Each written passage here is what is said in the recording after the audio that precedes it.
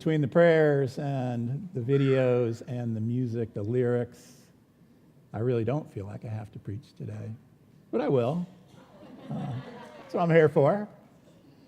I was talking to Jeff before service, and Jeff loves the psalm that we're going to talk about today and over the next few weeks, and I do too.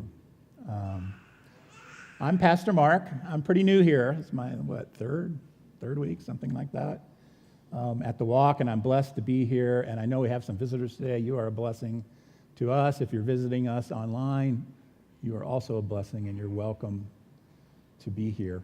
We welcome you. We're going to begin a new sermon series today, and I've called it This is the Day. It's going to be a springboard, or a springboard for it will be a single verse of Scripture from the Psalms that can be found in the Old Testament. Now, if you haven't taken a look at the Psalms before or haven't looked at them lately, I commend them to you.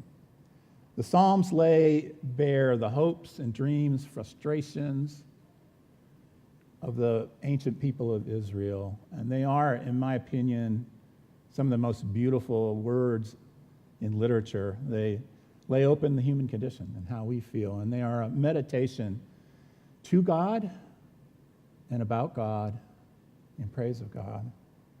Today we're going to focus on Psalm 118, verse 24, and it goes like this. This is the day the Lord has made. Let us rejoice and be glad in it.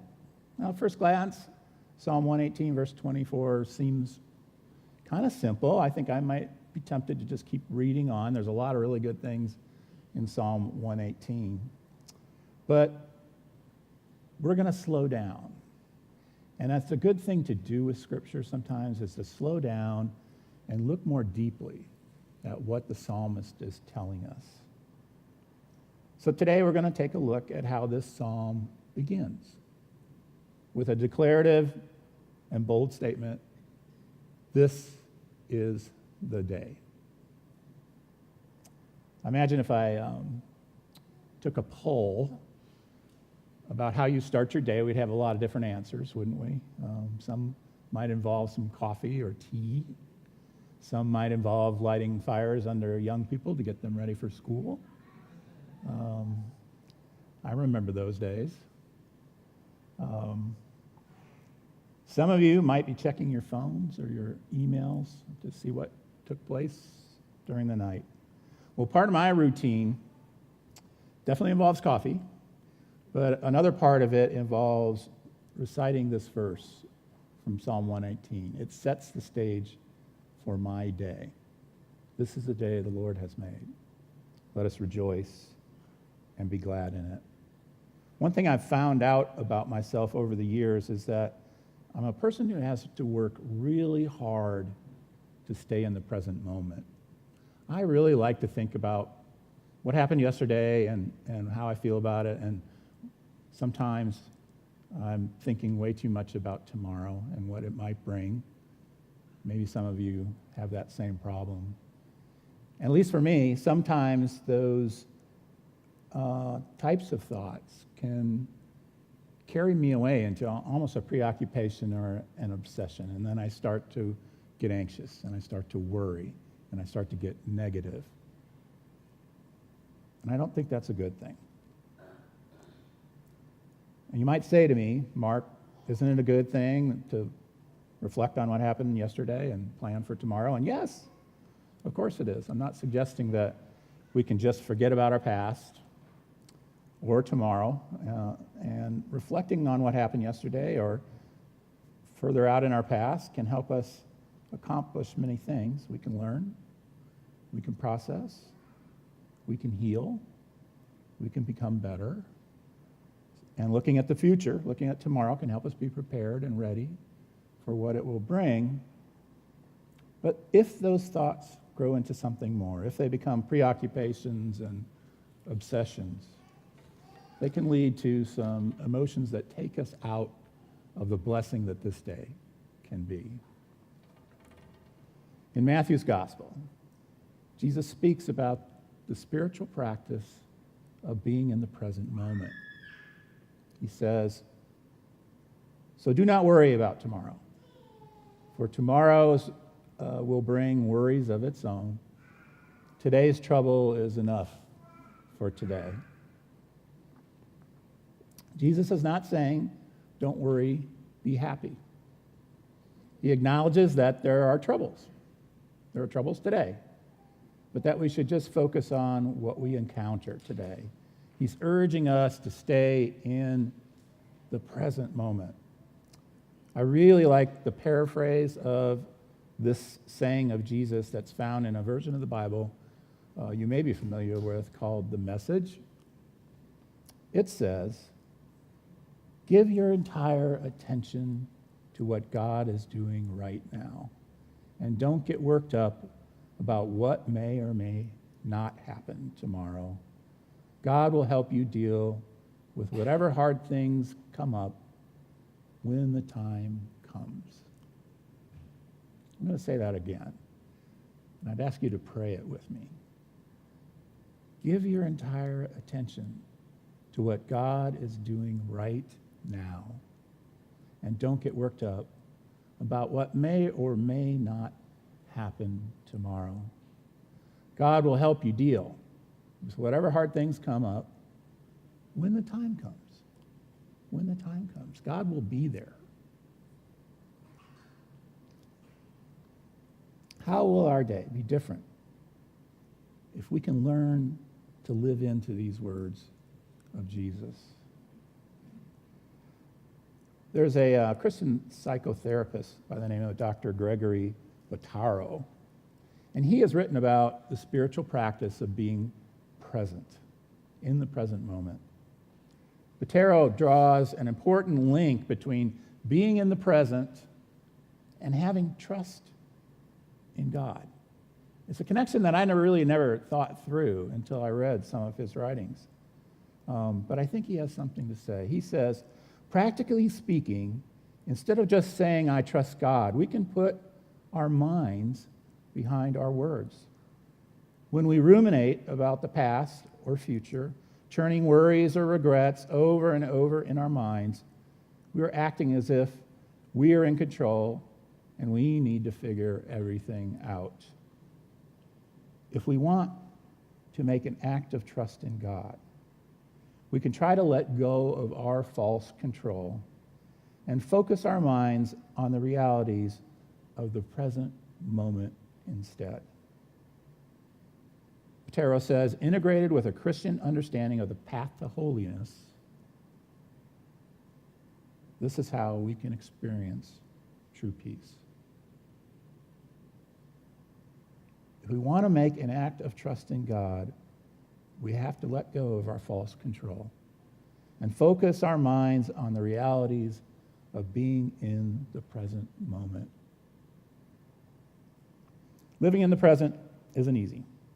Like any spiritual discipline, it takes practice. It involves listening and looking for God in every moment that we are given, every miracle of a moment that we have. It will require us to rethink our habits and our other behaviors that distract us.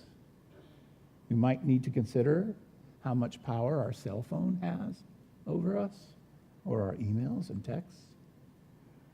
And what's more, the truth is, we can all have days and periods where God just seems distant to us, and the present can be painful. In those times, it can be hard and painful to focus on the present. I mentioned that I heard God's call to me while I was working as a lawyer. But God's call didn't come to me in some kind of flash. It didn't happen overnight. And the time leading up to my understanding of it was a real difficult time for me. I didn't know what was going on. And God felt really distant to me. And I remember in that time, I would drive to work and drive into the parking deck, and I'd park my car before I went in to the office. And I don't know why, but I started this practice of reading Psalms. I read Psalms like Psalm 77, which said, I cry aloud to God, and that God may hear me.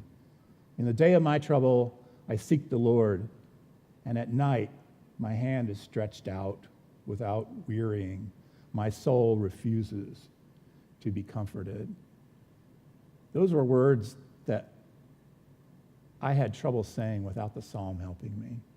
But they were words of truth, and they helped me get ready for another day and comforted me that I wasn't alone, that others had felt what I was feeling in that time. Now, eventually, it became clear, and it was a blessing, and God was with me throughout that whole period, but I just couldn't see it right then. And the Psalms helped me be in the present, even when I didn't really feel like I wanted to be. Among other things, I'm a lawyer, and because of that, I like lawyer movies. Big surprise. One movie that I liked was The Verdict with Paul Newman. Paul plays a guy named Frank Galvin. He's a down-on-his-luck lawyer who had been kicked out of his prestigious law firm for something he didn't do, lost his wife, lost his job, and now he's pretty much an ambulance chaser and drinking really heavily. His mentor in the film, one of his former law partners, feels bad for him and throws him a bone, throws him a case that's a medical malpractice case where a woman became paralyzed.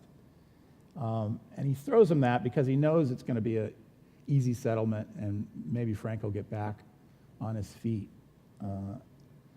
and get his life back together. But Frank finds out during the film that there's something else going on. There's a cover-up going on. And Frank doesn't want to settle the case. He wants to bring the truth out in court. So the rest of the story is about all the ways in which the other side tries to put roadblocks up for Frank and make it difficult for him to get to trial with this case. And Frank just keeps saying to himself over and over, in order to keep going, he keeps saying, there are no other cases. This is the case.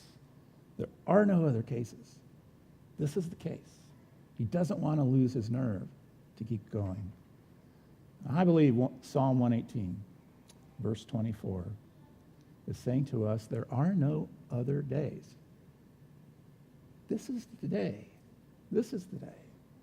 We have this day. God has blessed us with this. We can't go back to tomorrow or to yesterday. We don't have a key for tomorrow. But we do have this day. And it's a miracle. It's a miracle. And we should cherish it. For whatever it is, good or bad, that comes in it, God is here with us. We are here with one another. And that's a blessing. Our district superintendent, in the Methodist Church, we have district superintendents who are kind of in charge of all the churches underneath the bishop. Our district superintendent, Bev Copley, sent an email a few weeks ago inviting us to, everybody in the district, and especially us going through a ministry transition, to begin our day in quiet communion with God. And here's what she said in the email. She said, let us not begin with to-do lists or with anxiety. Let us begin each day with Christ. And she included in her letter a quote from the late theologian Dietrich Bonhoeffer. And he said in his book, Life Together, and this is what she quoted, at the threshold of the new day stands the Lord who made it. Therefore, at the beginning of the day, let all distractions and empty talk be silenced, and let the first thought and the first word belong to God, in whom our whole life belongs. Neither of us can go back to yesterday. We don't have the key to tomorrow. We may or may not be given another day. We may not have the blessing of this old day. We don't know. But what do we have? what we have is this moment right now when we're worshiping God. And with God's grace, we may have this day to bless others and to feel the blessing of others. What will you do with this gift? What will you do with this gift? What will I do with it? What I know I don't want to do is waste it worrying about yesterday or being anxious about tomorrow. I want to grasp it. I want to grasp it and let God fill it and let God fill me. Charles Wesley was John Wesley's brother. The Wesleys pretty much founded the Methodist faith together. But Charles was really good at writing hymns. That was kind of his gift. John was real good at organizing and all that kind of stuff. He wrote a hymn that I want to close with. The last verse of this hymn, it's a hymn called Come Sinners to the Gospel Feast. And it's a communion hymn. But in it, he closes with a reminder that the gracious invitation to Holy Communion is also a call to live a new life in Jesus and to begin it today. Here's his words. This is the time. No more delay. This is the acceptable day. Come in this moment at his call and live for him who died for all. This is the day. This is the day. Thanks be to God. Amen.